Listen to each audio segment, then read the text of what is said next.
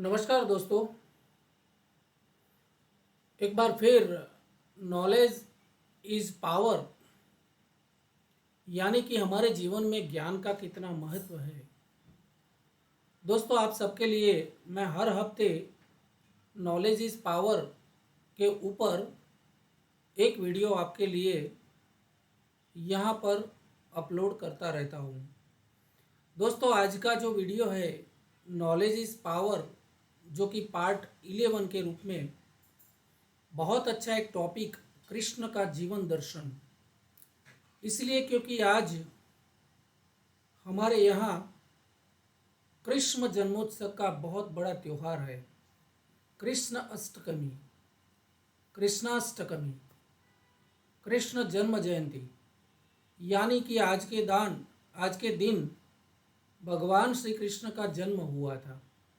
तो दोस्तों, उसी दिन से हम आज का जो दिन है उसे कृष्णाष्टकमी यानी कृष्ण जन्म महोत्सव के रूप में मनाते आए हैं। दोस्तों, सिर्फ कृष्ण जन्मोत्सव को मनाना ही हमारे लिए पर्याप्त नहीं है, क्योंकि कृष्ण का जन्मोत्सव मनाना तो चाहिए, बहुत आनंद करना चाहिए, बहुत एंजॉय करना चाहिए, भजन कीर्तन सत्संग करना चाहिए। लेकिन उससे साथ साथ हमें भगवान कृष्ण के जीवन में से कुछ जो बातें हैं वो हमें हमारे जीवन के लिए ग्रहण करनी चाहिए। हमें जानना चाहिए कि हम क्यों कृष्ण का जन्मोत्सव मनाते हैं, क्यों कृष्ण इतने महान थे, क्यों हमारे एक आराध्य देव भी कृष्ण हैं। तो हमारी संस्कृति में हमें ये भी सीखने को मिलता है कि जो भी हम काम करते हैं उसके पीछे कुछ न कुछ रहस्य होता है। तो यही रहस्य जो है कृष्ण जन्मोत्सव का, उसके पीछे का, क्योंकि कृष्ण का जीवन दर्शन जैसे हम देखेंगे बहुत बहुत बहुत लंबी चौड़ी सी कहानी है। लेकिन कृष्ण के जीवन में से, उसके जीवन के दर्शन से हमें क्या कुछ सीखने को मिलता है, हमें कितनी बातें हमारे जीवन के लिए उसको गौर से सुनना और समझना चाहिए और हमारे जीवन में भी अपनाना चाहिए। ये सारी बातें बहुत शॉर्टली मैं आपके सामने रखता हूँ। तो दोस्तों सुनिए, आज का आनंद कृष्ण जन्मोत्सव के लिए, कृष्ण जन्मोत्सव के रूप में आपके सामने प्रस्तुत करने जा रहा हूँ कृष्ण के जीवन का दर्शन और उसकी बहुत अच्छी अच्छी थोड़ी कुछ बातें। तो दोस्तों, कृष्ण जन्मोत्सव, जैसा कि हम जानते हैं, कृष्ण केवल एक नाम मात्र नहीं है, वो हमारे लिए जीवन का दर्शन भी है। कृष्ण ने इस संसार को दिखलाया है कि एक व्यक्ति जो जीवन किस प्रकार से जीना चाहिए, किसी व्यक्ति को, यानी ऐसा बोलना कि सभी व्यक्ति को जीवन किस प्रकार से हमें जीना चाहिए, वो हमें भगवान श्री कृष्ण ने समझाया है। और बहुत अच्छी एक बात, कृष्ण ने अपने जीवन के हर एक हिस्से में कई सारे मैसेज पूरे मानवता के लिए संजोए हैं। तो दोस्तों, ऐसे भगवान श्री कृष्ण को याद करते हुए आज उन्हीं के जन्म दिवस के ऊपर मैं थोड़ी कुछ बातें आपके सामने रखना चाहता हूँ। कृष्ण ने अपने बालपन से ही कई सारी समस्याओं का सामना किया था। दोस्तों, उसके जन्म के समय ही जेल में उनके माता पिता को बंद किया था और मथुरा की जेल में उनका जन्म हुआ था। उसके बाद वासुदेव जी उनको एक पात्र में लेके बारिश के अंदर नदी पार करके फिर गोकुल में आते हैं उनके दोस्त नंदलाला के पास कृष्ण को सौंपने के लिए। वहाँ से ही उनकी समस्याएं शुरू हो गई थी। तो दोस्तों, यहाँ पर एक और समस्या, जब कृष्ण बाल स्वरूप में थे तो बहुत बारिश आती है गोकुल में, और यहाँ पर पब्लिक जब घबरा जाती है, पब्लिक में भय, यानी कि सारी जो प्रजा थी उसमें भय का वातावरण फैल जाता है। तो भगवान श्री कृष्ण ने बाल्यावस्था में ही गोवर्धन पर्वत को उठा लिया था और उनके नीचे, उनकी छत के नीचे सारी जो प्रजा थी उसको बारिश से बचाया था। तो वहाँ से उसकी समस्याएं शुरू हो गई थी। और जब उन्होंने बचपन में ही बालपन की जो लीलाएं की, बचपन की लीलाएं की, उसमें माता यशोदा के साथ जब वो तूफान मस्ती करते थे, है ना, और गोपियों को जब ये छेड़ते थे, ये सारी बातें थी, तो माता यशोदा उसको किस तरह से बांध लेती थी, ये सारी बातें उनकी बाल लीला में हमें सुनने को मिलती है। और बचपन अवस्था में ही उन्होंने यहाँ गोपियों के साथ जो वृंदावन में लीलाएं की थी, रास भी रचाया था, ये सारी बातें यहाँ कृष्ण की बाल्यावस्था में आती है। तो दोस्तों यहाँ कृष्ण का बचपन का एक रोल था, जो गोकुल के सारे जो गोपालक थे, छोटे छोटे बच्चे थे, उनके साथ की मित्रता, माता यशोदा के साथ एक अच्छे और तूफानी बेटे के रोल में भी कृष्ण ने बहुत अच्छा जीवन जिया है। कुछ उदाहरण भी हमें दिए हैं। और उसी ही समय कृष्ण के साथ, गोपियों के साथ, वृंदावन में गायों के साथ उनकी लीलाएं भी बहुत सारी रही है। ठीक उसी तरह से दोस्तों कृष्ण ने एक बहुत अच्छा रोल निभाया है। एक मित्रता कैसी होनी चाहिए और एक मित्र कैसा होना चाहिए। दोस्तों बचपन में सांदीपनी ऋषि के आश्रम में जब वो पढ़ाई कर रहे थे, गुरु के वहाँ पर जंगल में, तो वहाँ पर उनकी मित्रता होती है सुदामा से। और सुदामा से उनकी मित्रता इतनी गाढ़ हो गई कि वो मित्रता का एक अनन्य उदाहरण उन्होंने प्रस्तुत किया है। हालांकि बड़े होने के बाद कृष्ण तो बहुत बड़े राजा थे, बहुत वैभवी जीवन भी उन्होंने जिया है। एक राजा के रूप में अगर मैं बोलूँ तो उनकी इतनी वैभवी शक्ति होने के बावजूद वो एक गरीब ब्राह्मण सुदामा के एक अच्छे मित्र भी रहे हैं। जब सुदामा जी उनके द्वारका में आते हैं तो उनका स्वागत इतना वैभवशाली किया था कि सब लोग देखते रह गए थे कि एक गरीब ब्राह्मण की मित्रता भी उन्होंने बहुत सादर, बहुत विनम्रता से और बहुत सत्कार करके निभाई थी। तो उन्होंने एक अच्छा और सच्चा मित्र का रोल भी निभाया है। उसके बाद दोस्तों अगर देखें तो जब पांचाली का चीरहरण हुआ, महाभारत में ये कथा आती है कि जब कौरव के सामने चौपाट खेलते खेलते पांडव सब हार गए, तो लास्ट में आखिर में उन्होंने द्रौपदी को भी दांव में लगा दिया था। तो उस वक्त द्रौपदी को जब कौरवों की सभा में चीरहरण करने के लिए बुलाया, तो बहुत बहुत दिग्गज जो थे, भीष्म पिता, द्रोण गुरु, सारे सारे और बहुत सारे कौरव, पूरी जो ये कौरव सेना थी, तो राज्यसभा में जब द्रौपदी का, पांचाली का चीरहरण हुआ, उस वक़्त भगवान श्री कृष्ण ने एक सखा के रूप में, एक सच्चे सखा के रूप में अपना रोल निभाया है। क्योंकि इसकी कथा बहुत लंबी है, लेकिन मैं शॉर्ट में आपको बताने का प्रयास करूंगा। दोस्तों जब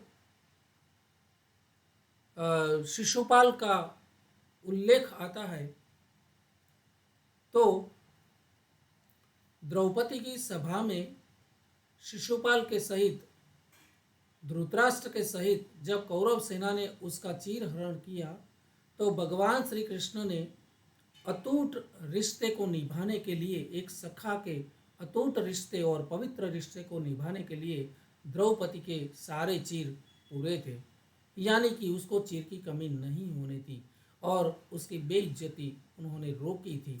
तो एक सखा के रूप में भी श्री कृष्ण ने बहुत अच्छा रोल निभाया है। दोस्तों अब शिशुपाल के वध की बात करूं तो यहाँ पर बहुत अच्छा एक जो उनका गुण है, जो हमें भी अपने जीवन में अपनाना चाहिए, वो किस तरह से निभाया है।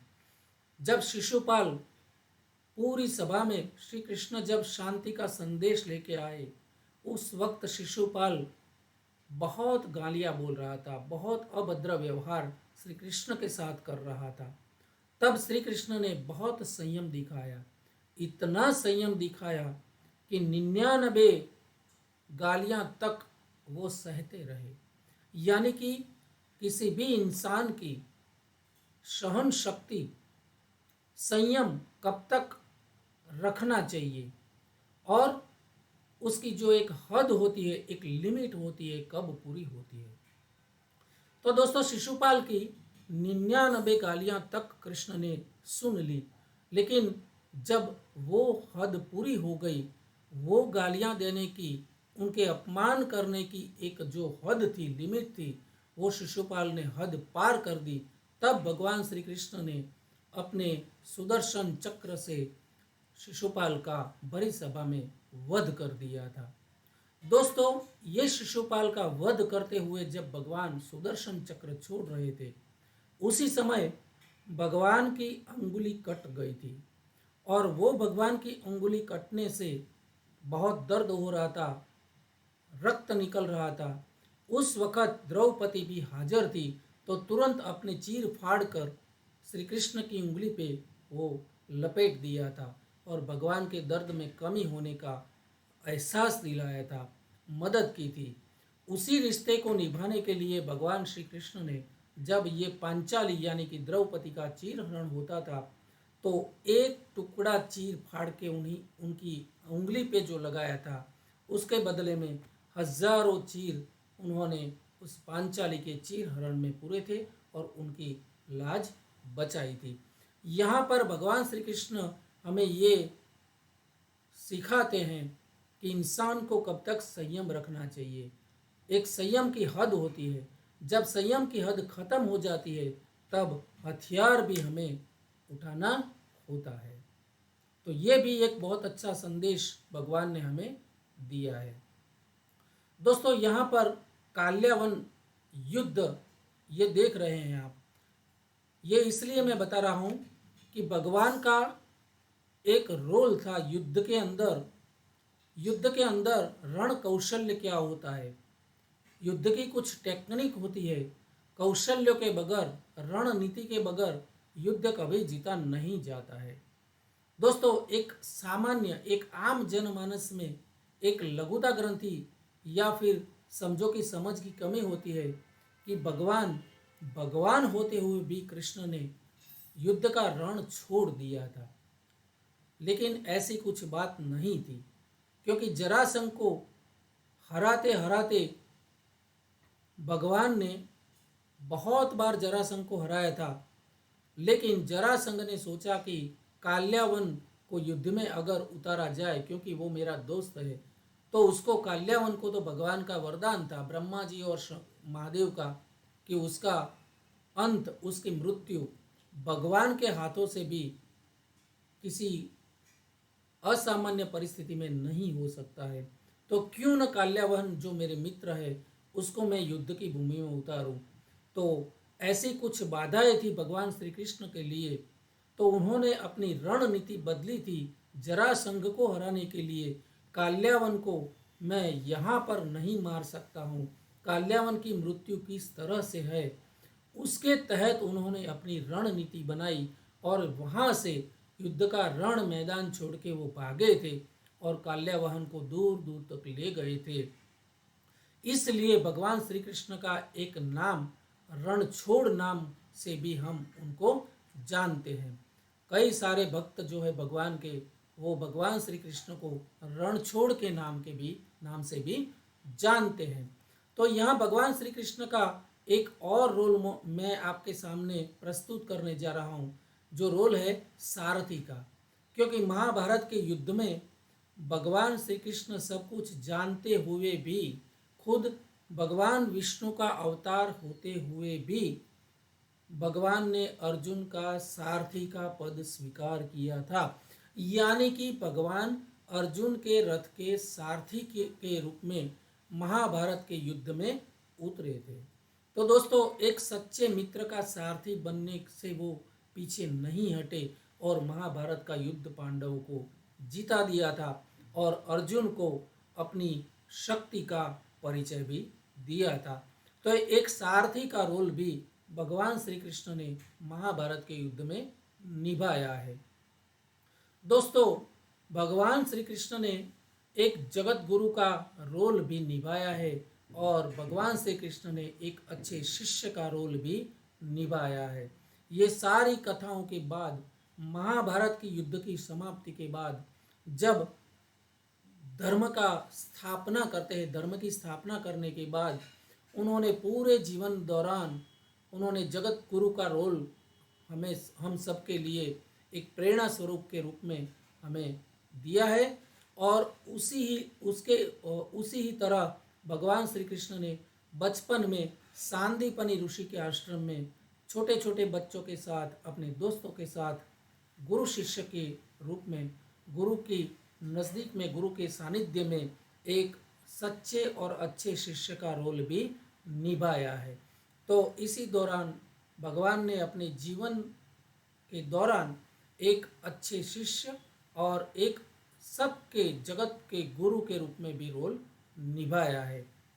दोस्तों, ये सारी कथाओं के बाद हमें जो सीखना है वो है सच में श्री कृष्ण ने अपने जीवन और अपनी लीलाओं से एक आदर्श जीवन मनुष्य के सामने प्रस्तुत किया है, ये हम सब मानते हैं।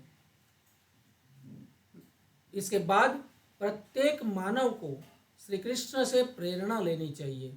सभी को जीवन में एक बार भगवत गीता अवश्य पढ़नी चाहिए, क्योंकि भगवत गीता के सिवा भगवत गीता की कंपैरिजन में अगर हम सरखामनी करें, कंपैरिजन करें, तो भगवत गीता की कंपैरिजन कोई किताब, कोई आध्यात्मिक पुस्तक नहीं कर सकता है। इतना नॉलेज से सभर है। तो दोस्तों, ये सारी बातें जानने के बाद मैं दावे के साथ कहता हूँ कि नॉलेज इज़ पावर में भगवान श्री कृष्ण का जन्म दिवस जो आज है, उस जन्म दिवस को अच्छी तरह से हम एंजॉय करने के लिए श्री कृष्ण की ये सारी कथाएं जाननी चाहिए। और ये कथाएं जो मैंने आज बहुत शॉर्टली आपको बताई है, ये पढ़ाई करने के बाद, भगवत गीता पूरी पढ़ाई करने के बाद आपको बहुत अच्छी लगेगी। आशा करता हूँ दोस्तों, जन्माष्टमी का त्यौहार मनाने के लिए मेरे पास इससे अलावा और कोई अच्छा तरीका नहीं था, तो मैंने आपके लिए श्री कृष्ण के जीवन का दर्शन आपके सामने ये वीडियो के जरिए मैंने रखा है। दोस्तों, आशा करता हूँ ये वीडियो आपको बहुत बहुत अच्छा लगेगा।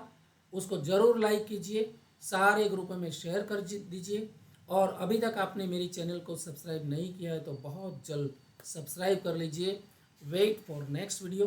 तब तक के लिए धन्यवाद। नमस्कार। जय श्री कृष्ण।